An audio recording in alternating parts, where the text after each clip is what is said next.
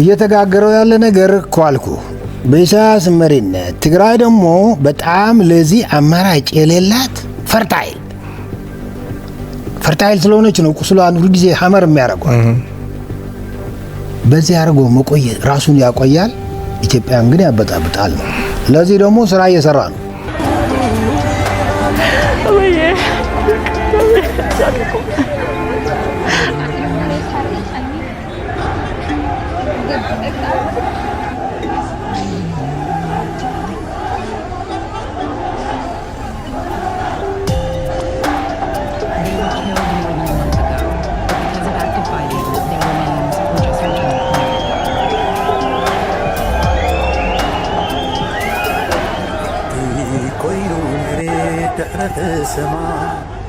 ትግራይ ነጽማማ ስትደልቃል ሕልፊ ሰማ